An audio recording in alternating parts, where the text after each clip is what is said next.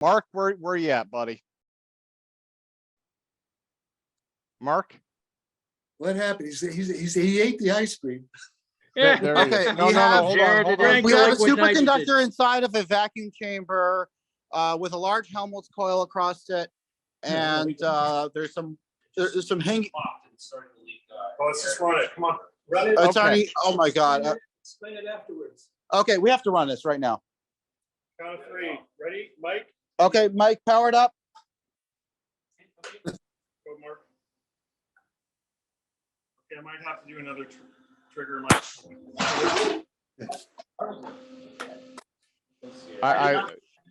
What is the camera pointing at? I don't know what's playing right now. Okay, are you ready to trigger again? There, it triggered again. Can you tell us what's supposed to happen and what the idea? What do you show? What is this supposed to do? Well, Can the you- lead weights. Well, The hold- lead hold- weights hold- are Shut up, supposed you to can move. watch. Hold on, Mark. What? Point the camera at the weights. Who's I holding? can't point the camera. I can't point. Oh, the camera. you're gonna change the weight. Okay. Who's holding the camera? What? Is the camera running right now? This camera running? No, the camera shut off. Actually, we lost our high speed because from the impulse. Oh wow. Can you give us a slow speed? Let's see if we can get the slow speed back. Okay, sign one. Sign handle not installed. What does that mean? It's off, right? No, it's on. Now it's off. Okay, keep it off. You got a nice bun here. Where's the beef? Sign hammer. So let's see. Seems like we may have had trouble with the camera. It didn't like that EMP. Let's see. So we have a high-speed camera over here, a Phantom 711. And it should have been. Let's try restarting the camera. Actually, What's really happening is that the ETs are preventing this experiment from happening. Where's the ice cream at? I want the ice Jack, cream. are you an ET? The ETs are doing it. Right Okay. now, it says that the camera's offline. I'm going to try restarting the program. So Mark, I have you spotlighted. So why don't you do all of your experiments? Just run through all of them, okay? We had a problem with the high-speed camera, basically, because the from that. Oh, okay. Mr. Crawford is ready to run the Graviflyer experiment. Charlie, here, you want to take the camera? I got it. Very good spotlight. Yeah. Yes, you're spotlighted on this. You want to show us your Graviflyer experiment? Yeah, we're losing that. You know, so it's down. I'll take you over to the Graviflyer area. What about the weights? Wait. We'll have to check the camera to see a video of it, if there's any movement. Mike just knocked something over. No, I think that's fine. You could just put it down. Yeah, that's fine. So here we are with the Graviflyer, and we got the channel 1 ultrasound. So this is from Chris Hardiman's. After he passed away, his wife Flo Hardiman donated it to Falcon Space, and I helped set it up. So we have the 6 magnets, the 2 charge here, the ultrasounds up here, and he also added a light, which is unique to his design because he was trying to do light pulses instead of just ultrasound pulses. I don't know if you could hear it right now. It's at 10 kilohertz, 20 volts peak to peak. And this is the ultrasound device we were using. He was using this originally. All right, and let's test the AC. He built this Tesla coil himself, so he wrapped it. And we use this neon bulb to show it lights up. So we're getting wireless AC from that, and there's just a wire going directly down it. That's being able to produce AC signal near the Graviflyer center plate, and legs are also connected to that. We've got a gravitometer to kind of better show that. So here we are. If we put it near the Tesla coil, you see it lights up red and green. And if we put it near Graviflyer frame, let's get light. Yeah, we got a few lights going there. So we want to continuously check this field while we're tuning and adjusting it. And it can take up to 2 hours to build up the field that creates lift. Right now it's on a counterweight. So if we do see any lift, it'll hopefully go up and the counterweight will go down. So we'll start with the motors. They have ESC speed controllers. So let me power these up. Charles, you need to Get switch those. the ultrasound to pulsed, to square. Yeah. Yeah, we could turn on and off. Alex, you suggested having also either sine wave or square wave. I think it was more sine wave than square, and then he would have it on and then off. So I could do that by turning off channel 1, on channel 1, and that's his attempt at pulsing it. So that's going kind of slow. We can speed up. It should be about 1,500 RPM each. Let's put on the here. Okay, and for Chris Hardiman's high voltage for the 2 rotating discs, he's using this circuit here, flyback, and I'll just connect that directly here. And now we get a charge on there. Yep, you can see underneath sparking as it's charging the discs, and same with on top. So the top is charged with high voltage positive, and the bottom with high voltage negative. And I think that is almost everything about it. We got the AC, the speed controllers, the ultrasound, and the high voltage for the plates. So we'll let it run for a little while. We can adjust again the frequency and speed of the rotating motors. And there's variables of adjusting the frequency of the ultrasound. About above 20 kilohertz is above human hearing. So that's what will make it ultrasound. And with AC, there's a frequency knob on this Tesla coil. We can adjust here. And we can also adjust how far down and this wire is. So, okay, I think that's about everything for the Graviflyer, but we'll, Mark is still doing some experiments here with Podkletnov, so let's jump back to them for questions. Nope. Yeah, well, what just happened? What just happened? You didn't explain what the idea, what are you trying to show us? So let me explain what happened over here, because we didn't run it right away. There was actually a crack that formed in the acrylic, so we're not getting a perfect seal. No, wait. Before you do anything, you don't know how to communicate these No, things. we're already doing something, so there's no before you do something unless you invent a time machine. No, but you have to. But we're already doing something. We don't have to explain to you why. You can read up on it later. This is the Podkletnov gravity impulse experiment. Do not touch that. That's ridiculous. You have to explain what it is you're trying to show us. Give us some. It's the Podkletnov gravity impulse experiment. What? Say that again. Repeat that, please. Podkletnov superconducting impulse experiment.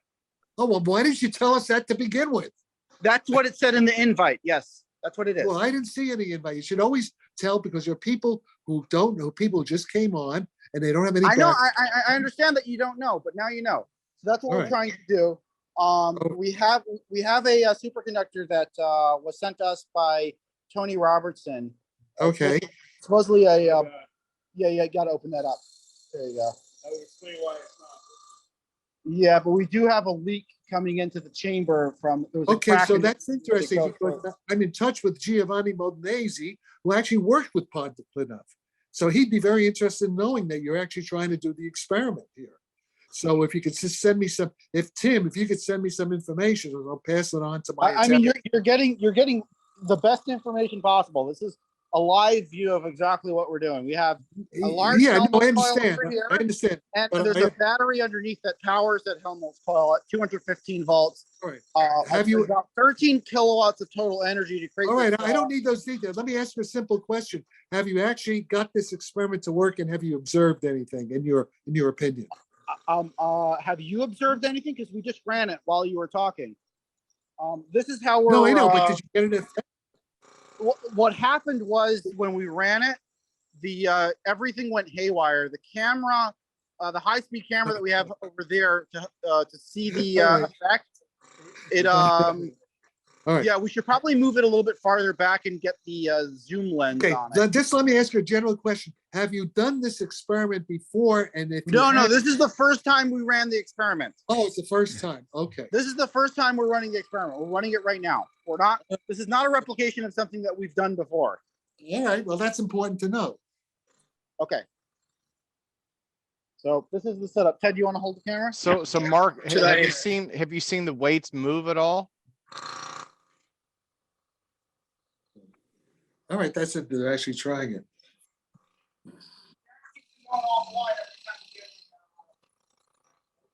I don't know. I couldn't just screw that up. No, it's not you. It's the in-house system. You've got no footage at all.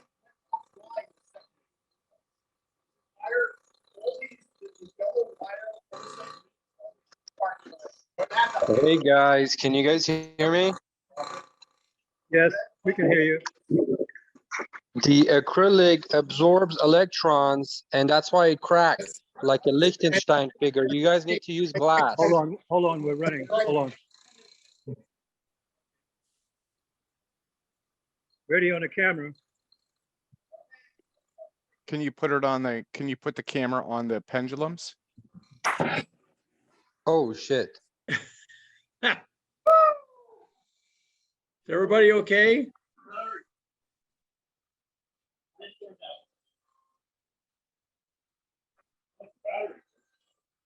Not the battery, Need to distinguish. Relay, yeah. Well, the relay burnt out. Did you guys not get it? No, it wasn't plugged in. It probably shorted across it. Wow, that was pretty crazy. that's relay. Okay. Looks like an experiment to me. Yeah. So I'm going to say that's probably a null result. I didn't see any movement in those.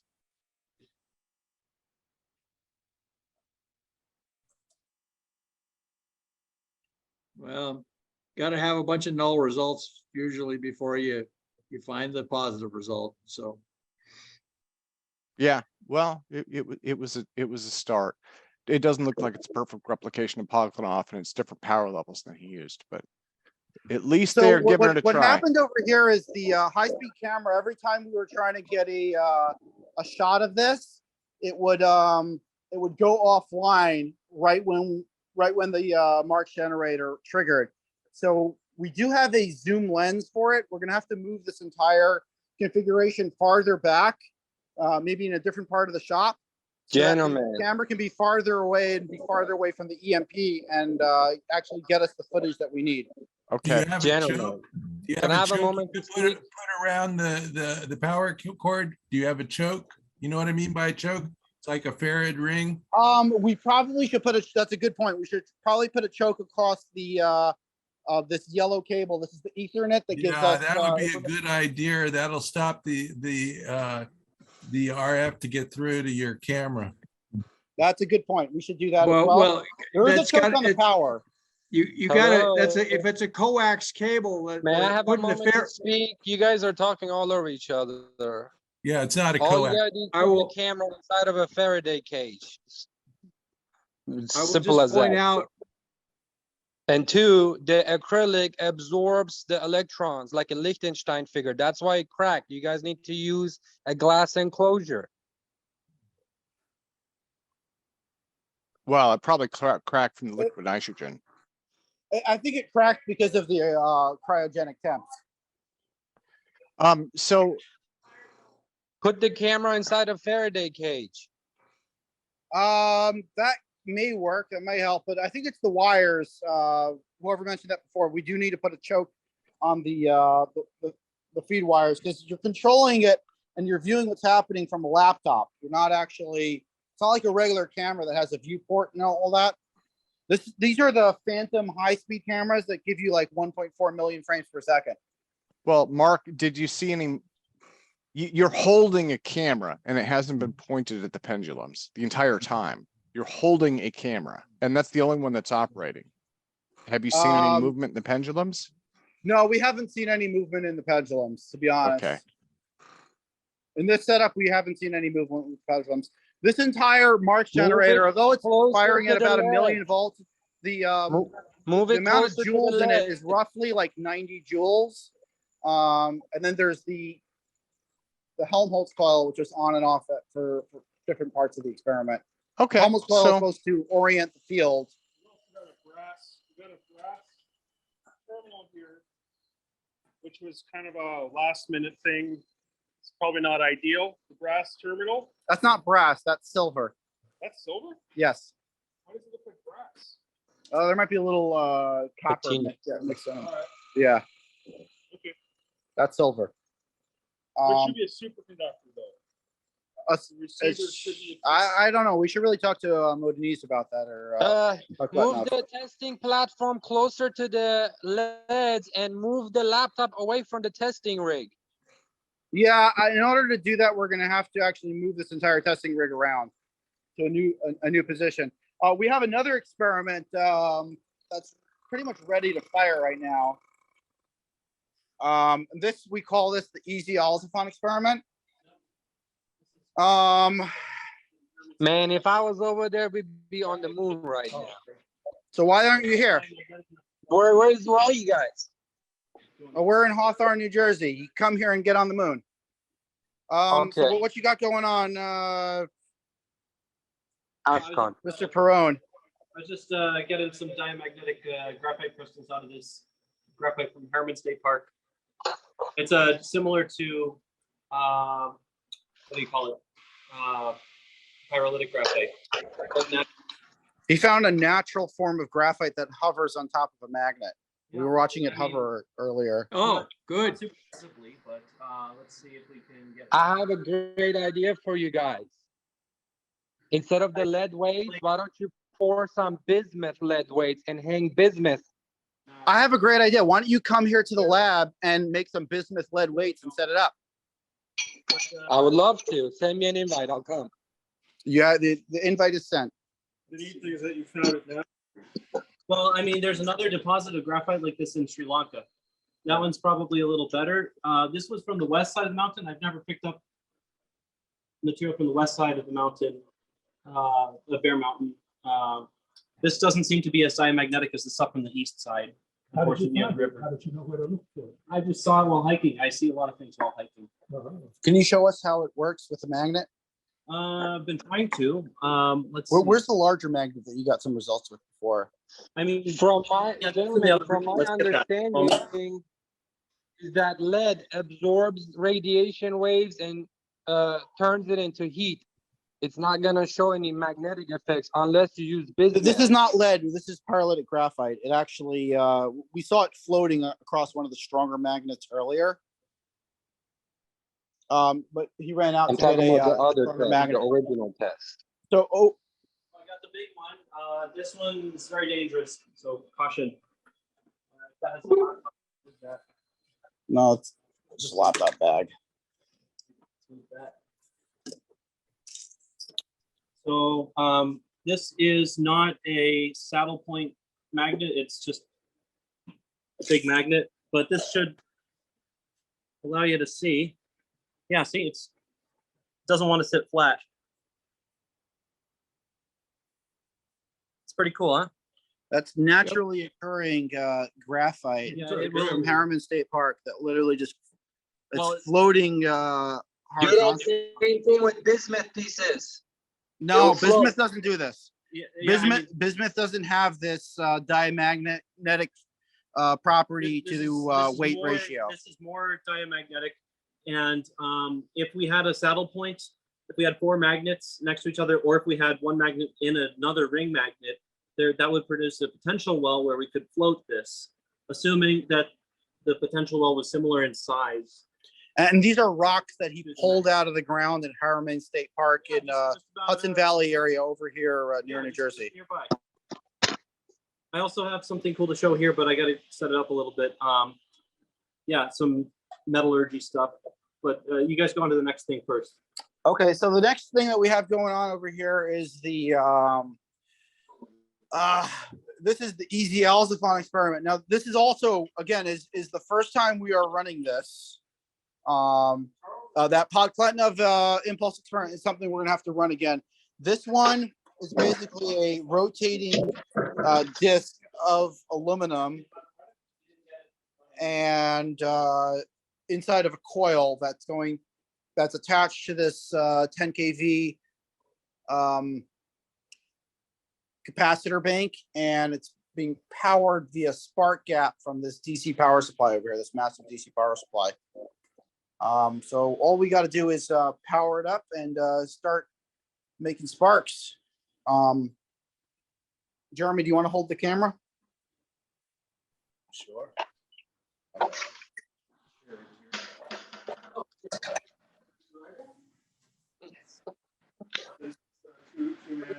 Are you serious?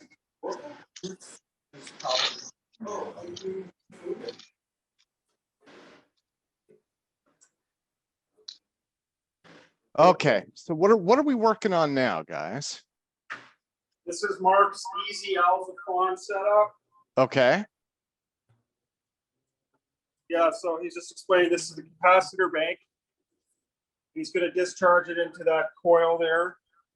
Okay, just be careful. That's a lot of power, you know? Oh yeah. Yeah, through a spark gap. First, let's test the spark gap and all that. Well, it does look like a beautiful piece of hardware that you built. Yeah, he pretty much looked all that, like this and stuff, made it yesterday. Oh, this morning. This morning. What are the red things? But it was really this morning. There's a motor in here that can spin this up. What are those red things? Red things? These? Yeah. Those are capacitors. Is he asking about those? Well, don't get too close to them. They can jump or spark to you guys. Those are capacitors from George Hathaway's lab. Just don't get too close while they're charged. Yeah, he has a good point. You don't want to be. They'll stop your heart. Yeah. Oh, it would be like Ride the Lightning.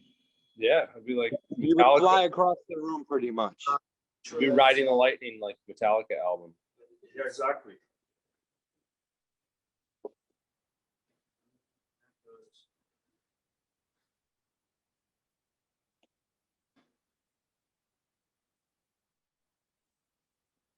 Is there anyone around to?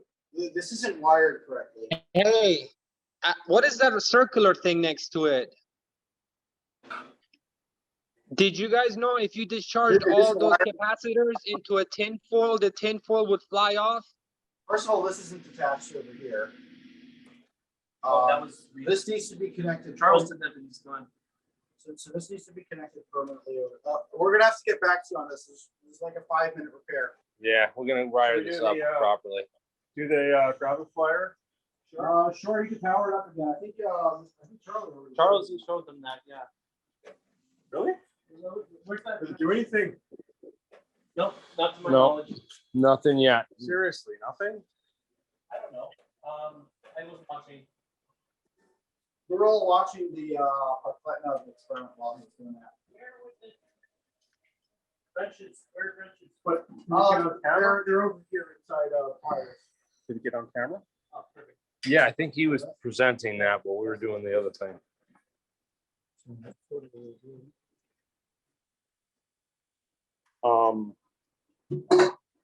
I'd like to see it run. I know, huh? This.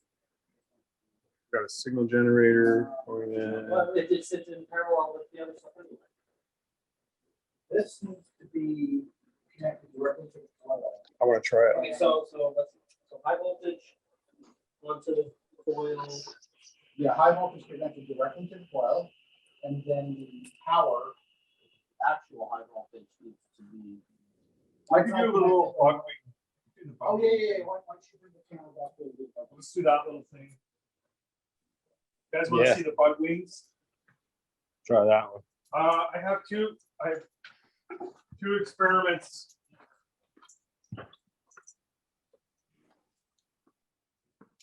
What is this lab you guys are in? Whose lab is that? That's Falcon Space in New Jersey. Hawthorne Lab. Uh-oh. So I have two experiments that I set up today. One is where I wanted to test light, simulate sunlight on these bug wings that are supposed to be the Grebenikov ones.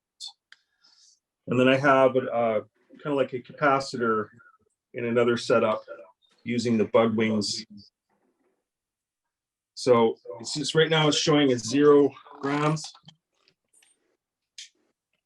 And what I was going to do is just put some light on it. It takes a few minutes for it to work. I have a cool test idea for you guys. Take that big neodymium magnet, freeze it with liquid nitrogen, and then put one of these Beetle-Wings on top of it. It'll take about a couple of minutes. It moved a little bit. Is this the scale that was up on top of the chamber? I don't know if it's because the sensitivity of when you put the flashlight. I think Yeah, it could be. jarred it. I think now, didn't Grebenikov use electricity on his and not light? Yeah, I'm not saying this is Grebenikov's whatever, but I was just thinking the sunlight had something to do with energizing these the structures in these wings. So it should slowly start to drop.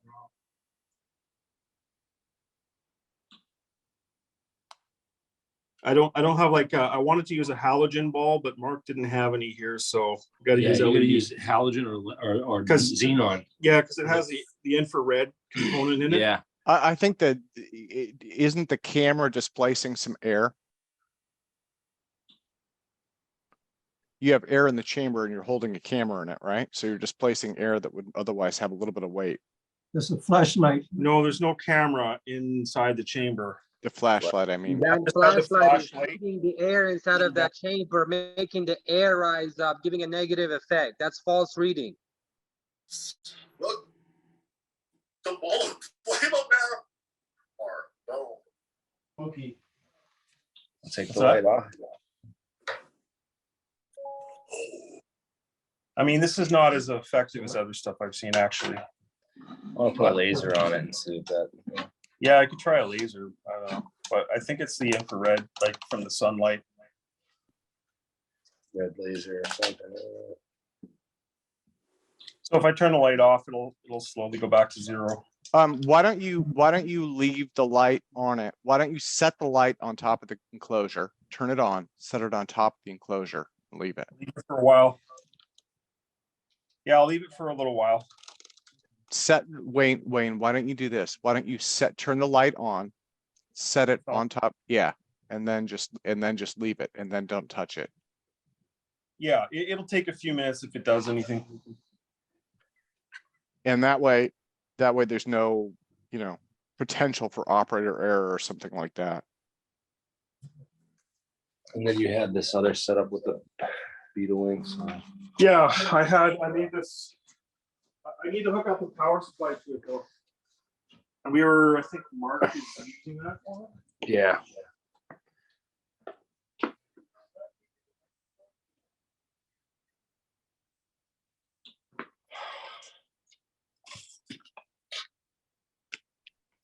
Hey, please, somebody listen to me. Take one of those bug wings, take 2 neodymium magnets, put the bug wing on a table, and hold one magnet in each hand.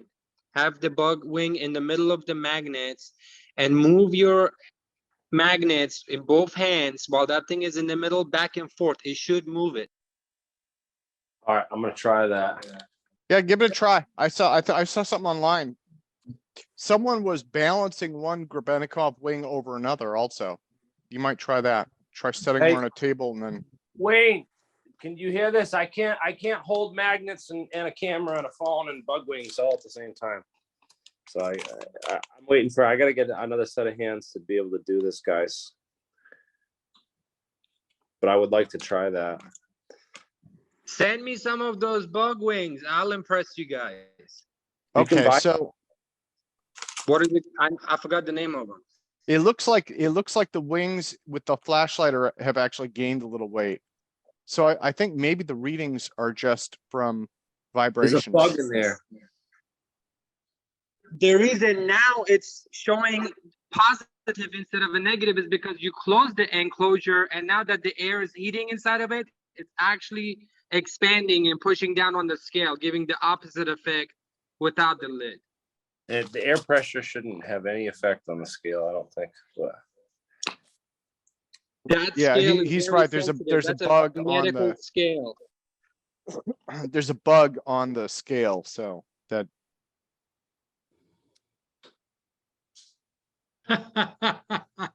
It's moving around. he's busy. What are those things on the scale? They're Beetle-Wings from the Grebenikov Oh, Beetle. okay. Apparently it's attracted some other arthropods. Yeah, well, he wants to meet his ancestors, right? That's oh, Have you guys looked at the Beetle-Wings under a microscope?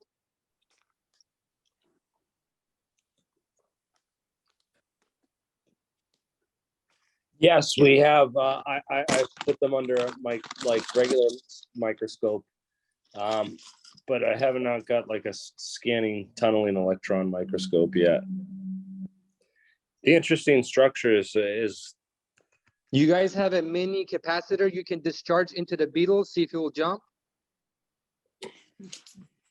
yeah, we have all that kind of stuff we could do. Give me a couple minutes to set it up. Let me find some neodymiums and I'll do this experiment with the bug wing that he was suggesting. Yes, baby. So do we even have some neodymiums handy? Yeah, there's some over in the other room. Two of the ones that you put the little rocks on Hey. that were floating upright. Use those magnets, two of the same ones. With the poles facing each other, north facing inwards, the other north facing inwards, with the Beetle in the middle. He wants to and it take magnets can go back move and the wing. forth. I can't do it while I hold the phone, so I need some help. What? He said if you put Who's two he? I don't know, whoever's talking right now. Whoever's Doesn't talking matter. should come down here and hold the magnets. But shut up, Mark.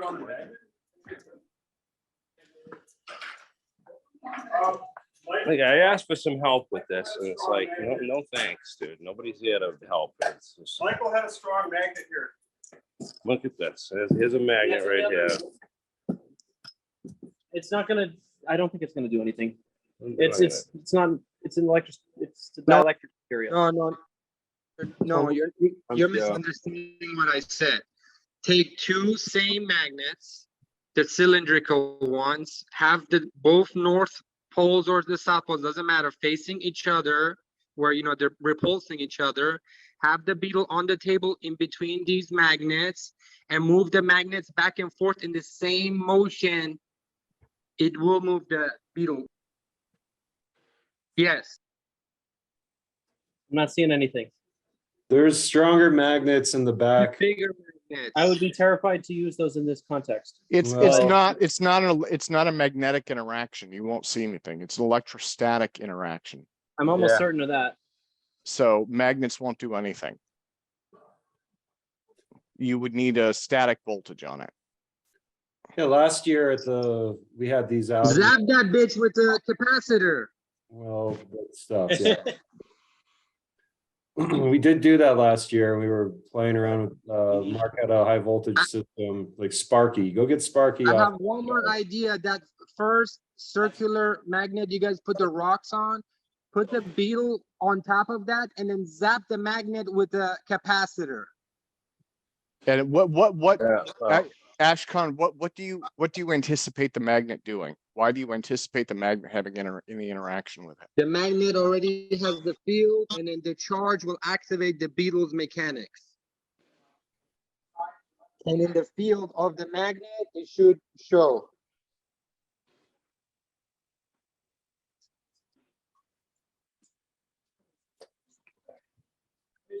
Camera cut off. Yeah, the EMP shut off the camera, so we couldn't really get real good data. It's impressive, though. I need to come over there. I got like A lot of 1,000 components happening together, yeah. Look at that. I get a? where it cracked and started leaking. Mm-hmm. What is that made of? Oh, it totally came off. Copper, that's copper pipe. That's copper, and this is, Half-inch copper this pipe. is a superconductor over here. Did that fall off by itself? What? That? What the hell? The plate, did that fall off by itself? This? Or did you take it off? Oh, I pulled it back, yeah. Okay. Ooh, wow, this is cold. It's cold, bro. It's just ice. There's your ice cream. Some Yeah, slushes. this is Snow cone machine. it's our snow cone machine. All right, so we're gonna have to rerun this experiment and probably do it to later in the week, where we'll have the back when we're you gonna have the switch. high speed camera, which is over here. Are we still highlighted? Yeah. So, the So high-speed why camera- don't I remove the spotlight? Who do we have next? Who what's Tim, let me explain what happened. So basically the camera has this yellow cable that runs all the way to the computer right over here. And the Marx generator was literally right where Jeremy is standing. So as soon as the whole thing fired, we had it set up to view everything. The camera went into offline mode and we couldn't capture any data. So we didn't see anything visibly, happen, but I don't know if anyone is actually looking in the right spot.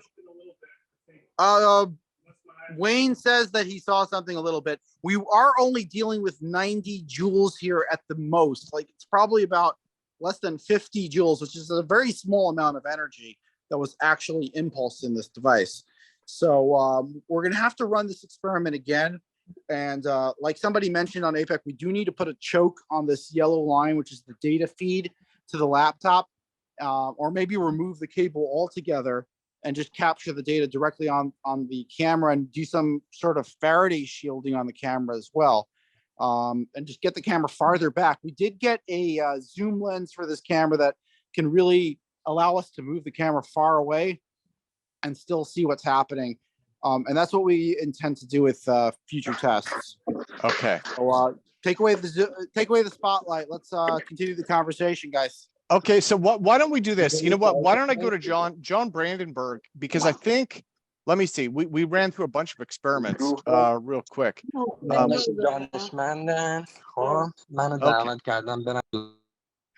Okay.